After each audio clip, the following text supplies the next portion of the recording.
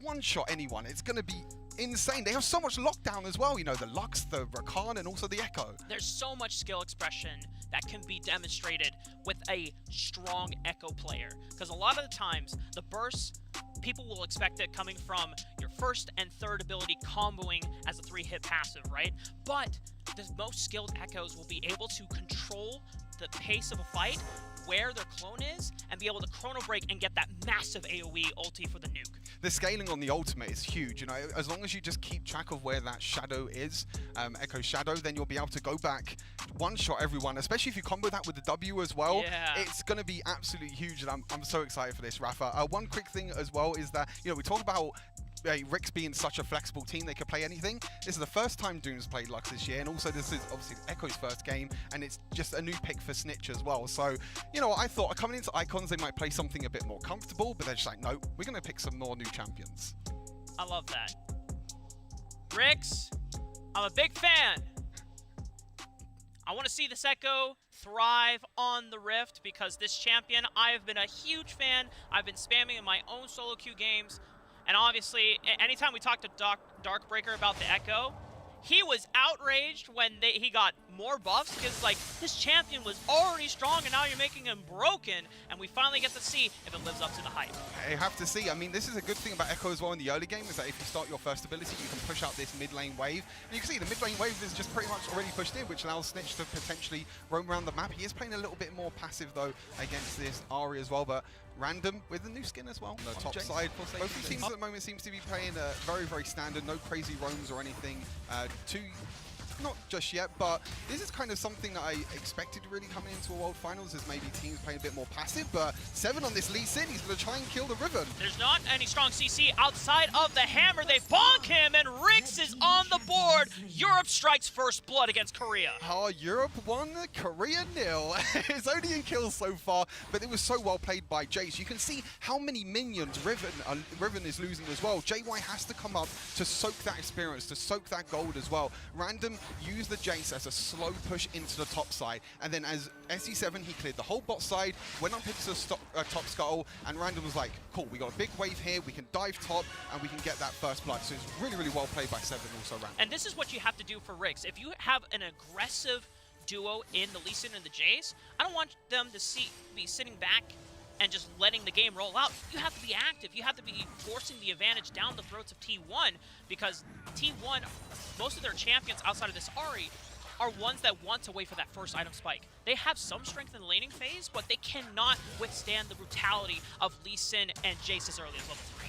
Yeah, Lee Sin, oh, he's going back up here again. I don't think they saw him in the bush as well, but you were saying, you know, Lee Sin, this aggressive early game jungler. Jace as well, this aggressive early game Baron laner as well. This is really, really important to try and get this Jace ahead, and it looks like that's kind of where they're going as their win condition. But going into the mid lane for the wave clear, and then you'll see where this is going to go in terms of objectives. 7 is already moving up towards a Rift Elder, has started it as well, but it looks like it's going to be traded on the other side of that by J1. Yeah, and just like Hell said on the analyst desk, T1 very focused on the dragons, and with the Infernal Dragon, that is one that you definitely want to have in your back pocket with a mid-game scaling composition like this, because a lot of these assassins and bruisers, not necessarily the strongest, super early on in the get-go to match up against the Lee Sin and the Jace, but the first item already being completed, now going to have a little bit of extra firepower behind it. Yeah, the extra little bit of damage that you're going to get from the Infernal Drake definitely will help them when they scale as well. You know, you got the Corki scaling, the Karzik scaling as well. We've got the Essence Reaver Corki, that's what I like to see. Something a bit more standard, you know. We've seen some crazy Corki builds so far today.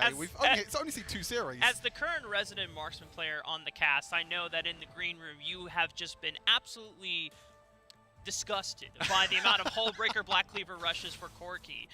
Not saying that it's incorrect, but you're just like, man, why do you guys not like doing damage with crit? It's like they're building bruisers on a marksman. It's like you're just I think there was a situation where it was like Lucian and Corki are fighting each other, but no one's dying. Normally one gets one shot, the other one does, but they're just bruisers and they're just going for tit for tat, basically. Yeah, somehow the 2 marksmen are fighting a wet noodle fight. And that's something that you usually see out of tanks. But RIX, I like the proactivity right now, already getting the Rift Herald down. However, T1 is here to defend, and it's on a full health turret, so it won't get first brick quite yet, but some plates over towards the way of RIX. A natural 1,000 gold advantage has been built up after the first blood here, but T1 forcing them away with Jae-Jong popping the Wind Slash. Yeah, Jong did push it, uses the ultimate, can't go on top of RIX though, unfortunately. They tried to be proactive, like you said, on the Lee Sin, trying to get the mid lane, but Penguin as well. Oh, 7 goes in for the insect on the JY, kicks him back, and it looks like Penguin is the one that pays the price for it. RIX is already on the board. T1 answering back onto 7 because he was very deep behind enemy lines, but it's a 1-for-1 in the end. Yeah, 1-for-1 trade. Penguin dives in, dies, 7 dives in and dies. You know, everyone's diving in, trying to make these crazy plays. It's definitely a lot slower paced series so far, game so far, of what we've seen in the rest of the playing stage at the moment. I'm feeling confident as Core's going in. Okay, Core Charm, and just as I say that, maybe... Stuart, did I just get you the Caster Curse, RIX? It's just 1 kill over for T1. Not all momentum has been completely nullified by T1, but they are answering back. A turret taken on the Baron side of the map. RIX are going to try and knock out the turret on the bottom side of the map, and it looks like T1 are going to be able to neutralize it for now. Jong looks like he's even going to carry on pushing in the Baron lane as well. This is something that RIX loves to do. They like to trade in terms of towers. They like to make sure that, you know, if one tower gets taken on one side of the map, then another tower is going to be taken on the other side of the map. But unfortunately, for RIX, T1 were there to defend the bot lane tower. So a little bit of an overstep, really, by Random. He did get caught out as well, but Refa, we're a pretty much dead even game. There's a 300 goal difference in the Wild Rift. That's basically nothing. And for Team 1, since they're a team that is playing towards this mid-game awakening right now, they're playing right into their favor. Whereas RIX, great first move with the Lee Sin and the Jace dive onto Jong, but after that, nothing else. And so, I'm curious to see... He's all good for now, but Reno on the other side of the map, they're going to take the Rift Tower again. Snitch, you need to be careful. And Random? Well, Not too sure what happened there. Yeah, Snitch gets a kill! Okay, Snitch using the Chrono Break outplays Core, popping the stasis, and JY can't go under the tower. Snitch gets out alive in the 1v2. 1 versus 2 outplay in the bot side. We missed what happened to Random, and also RIX got the Rift Tower at the same time, so it's not looking too bad for RIX. You know, they're 2,000 gold down now. Not too sure how Random got caught in the top side there. I think maybe he might have tried to go in for a play. But trading again across the map for RIX. You know, Rift held up in top side, 1 versus 2 outplay in the bot side of the map. But Random unfortunately gets caught out. But you mentioned a little bit about the scaling of T1. I think the scaling of RIX is also not too bad, to be fair. He's cancelled his back! Oh, parallel convergence. JY wasn't expecting to be jumped on by that, but you still gotta respect the Kazakh's isolation damage. Final spark cancelled by a nicely well-timed stasis. Snitch is like, I feel comfortable, I could go in. Kazik just turns around, isolation damage, uses his first ability, pretty much nearly one-shot Snitch, and now there's going to be a downside because now they're just on the back foot for this trade. 2,600 on the Dragon. Can 7 get in there for the steal? Not even a chance. T1 instantly bursted down, leaving no chance for RIX to even counter-respond. Light Binding. I mean, Penguin is super tanking on this Gragas. Popping the Stone Plate as well. Yeah, he's already got Stone Plate. I think he already has Dead Man's Plate as well. As Jong's on the side by himself, though. He's got Blade of the Exile turned around. Explosive cast hunts him right in. Final spark for extra burst damage. They turn it around before he can pop the Wind Slash. Snitch is back into the backline as well. 7 going down over to Core, but the rest of T1, it's still a 2-for-1 overall advantage. Core trying to turn up the heat here, looking for another play, but Doom with a beautiful flash gets out alive. The Protobelt ulti by Core, trying to get the Charmer, trying to get another pick onto RIX, but it's a 2-for-1 trade at the moment. They're going to try and take this mid lane tower, but there's no minions left! They're trying to force it down, but Patience is getting ahead of RIX as T1 forcing them away from the tower once again. The wave clear from Corky and Orange can't be so harsh on these players. It's day 1 of Icons. I don't know. Maybe after day 2 or day 3 we might be flaming a little bit, but you know, day 1 is fine. Whoa! But the stasis is great from BDG, but can he get out alive? That's the question. No! The burst damage from RIX overwhelms BDG's health bar, sends him back to the fountain.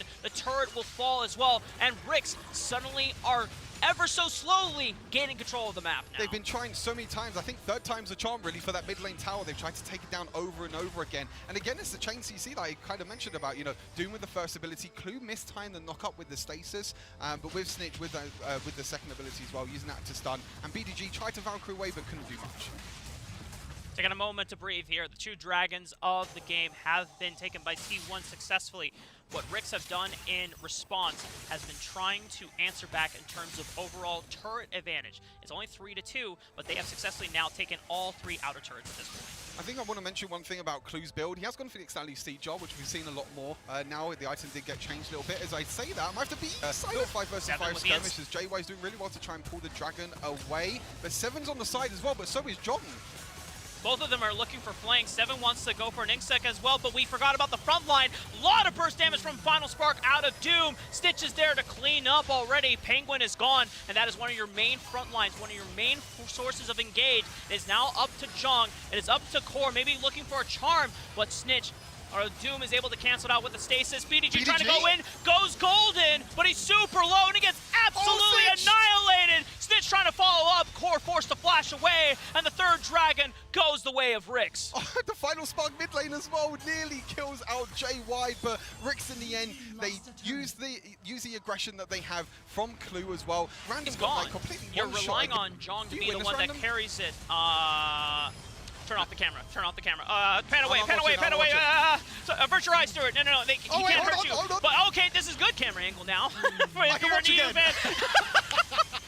RIX still picking up the pieces. Random going down for a sacrifice. Now T1, they're the ones looking to hold on. They are the ones suddenly on the back foot. Losing out on that third dragon. Losing out on control of the map.